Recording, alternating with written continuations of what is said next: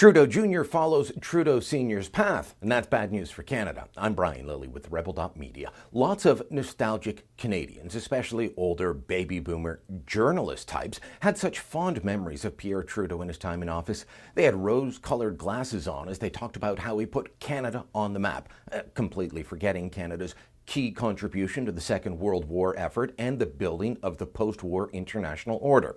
Now, for the nostalgic types, it was all sunshine and lollipops with Trudeau Sr. in power, and it would be again once Pierre's son took his rightful place on the throne. He would restore Canada from that ghastly, mean Stephen Harper who isolated Canada on the world stage, they said.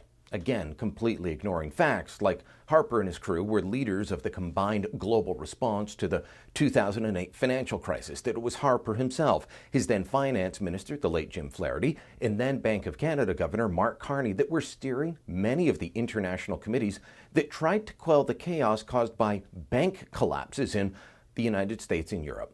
But like father, like son, the two Trudeaus and their legions of admirers don't care about facts as they march down amnesia lane to revel in how great the last Trudeau era was. They care about feelings. Well, how about this for a feeling? Canadian government debt so high, spending so out of control, inflation going through the roof, that the recession in Canada was far worse than elsewhere, and mortgage rates so high that people were literally walking away from their homes, handing the keys back to the bank. How would that feel? Because those are the facts of the early 1980s and the impact the last Trudeau administration had. And those feelings, those facts could be returning. I wasn't old enough to be a homeowner back then. I was just a kid. But there were two homes I could see from my front door that were walkaways, both owned by friends of my parents who were crushed under Trudeau's policies. Since Liberal supporters and Trudeau fans like feelings better than facts, imagine how that would feel. And then get ready for more facts. A new report from the Fraser Institute warns that Trudeau Jr. is taking us down the same high-spending, out-of-control deficit ways that his father took us down. Remember that report from the Finance Department, the one they released just before Christmas with no fanfare, talking about deficits until 2055? It's real. In the new report by Lilley de Matteo, the Fraser Institute looks at Canada's budget balance from Confederation until now, Canada 150. They look at the changes in taxation, from tariffs to income taxes. The report sings the praises of Liberal governments under Jean Chrétien and Paul Martin, as well as the Conservative government of Stephen Harper, for getting spending and deficits under control. But they take a harsh look at what Trudeau Sr. did and what his son is setting us up for. In 1973, Pierre Trudeau's Liberals had Canada table a budget deficit of $2.2 billion. He'd promised small deficits for a few years, just some small deficits to boost the economy. Sound familiar? By 1992, the deficit hit a peak of $39 billion. The GST was brought in to boost government revenues, slay the deficits. But that small Trudeau deficit started in 1973 and ballooned to $39 billion. His small deficits to boost the economy, his expansion of government spending got out of control, as de Matteo says in the report.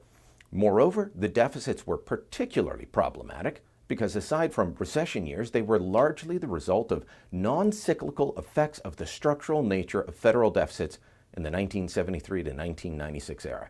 Translation? It was Trudeau's policies. We were paying for day-to-day government expenses through deficit spending. It's a bit like buying groceries on the credit card and never paying off the bill. That bill's just going to grow. And now, warns the report, after years of cleaning up the last mess from Trudeau Sr., we may be heading down this road again. Quote, given the surge in deficit financing at the federal level currently underway in the wake of the 2016 budget, one wonders if the lessons of the 1990s have already been forgotten. De Matteo also points to the growing net debt to GDP ratio that we can expect. Quote, the progress made in bringing the ratio of federal net debt to GDP below 40% will be largely squandered if we allow debt to once again grow uncontrollably. And then there's what all of this means for your wallet. Income tax brackets and rates had stayed stable for many years, but 2015 saw the introduction of a new income tax bracket, raising the top rate from 29% to 33% on incomes over $200,000, combined with increases planned for CPP contribution rates, a cancellation of more generous limits for tax-free savings accounts.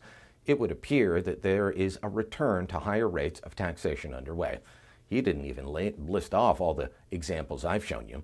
I've been warning for a long time that the new Trudeau Liberals are a lot like the old Trudeau Liberals. Big spending, big taxes, big deficits. None of that is good for the Canadian economy.